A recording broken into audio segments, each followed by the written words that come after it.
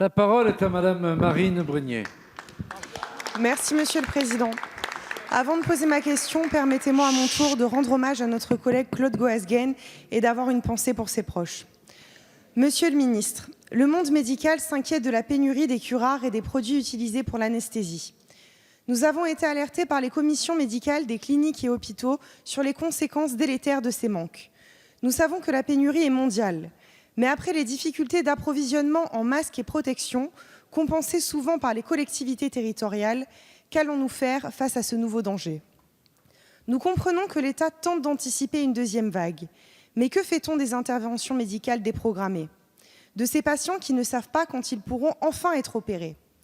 Depuis des semaines, vous parlez des risques du renoncement aux soins. Mais, Monsieur le Ministre, que faire quand les produits nécessaires aux opérations sont réquisitionnés par l'État? Les agences régionales de santé répètent sans cesse qu'elles attendent les consignes du gouvernement pour distribuer les produits. Mais il est urgent d'intervenir. Quand allons-nous enfin retrouver notre souveraineté médicamenteuse?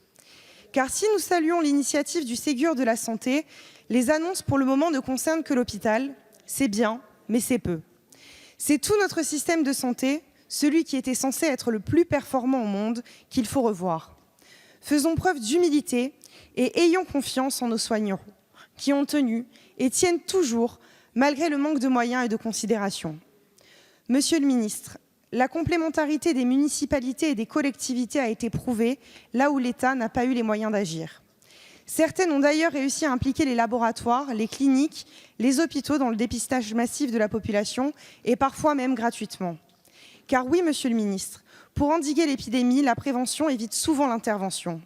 Mais pour ce qui est de l'approvisionnement des médicaments, cela ne peut relever que de l'État.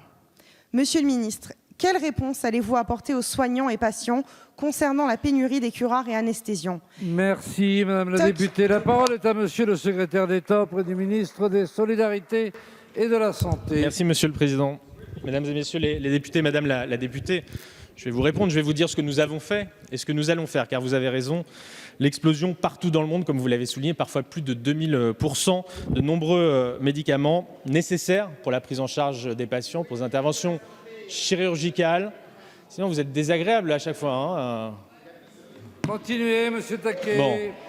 Crée des tensions pour tout ce qui est approvisionnement et capacité de production en France comme ailleurs. Alors, depuis le début, nous nous sommes mobilisés sur cette question et nous avons mené plusieurs actions. La première, c'est le ministre de la Solidarité et de la Santé, monsieur le député, qui a mis en place une gestion rigoureuse des médicaments disponibles en faisant remonter les stocks des hôpitaux et des cliniques privées vers les établissements en tension. Avec le président de la République, avec le Premier ministre, le ministre de la Santé, toujours lui, monsieur le député, a personnellement contacté les laboratoires qui fournissent des médicaments pour nous assurer que la France bénéficie rapidement d'un réapprovisionnement. Et nous avons à cet égard adopté une nouvelle stratégie en achetant des produits les plus critiques au niveau national afin de sécuriser pour les industriels d'importants volumes qui leur permettent de produire. Nous avons enfin pris des mesures avec nos partenaires européens qui a permis de multiplier les capacités de production. Je ne rentre pas dans les détails. Les tensions sur les médicaments anesthésiants impactent nécessairement, vous l'avez évoqué, la reprise des activités chirurgicales et le retour à la normale. Et ce retour à la normale, Madame la députée, n'aura pas lieu avant l'été.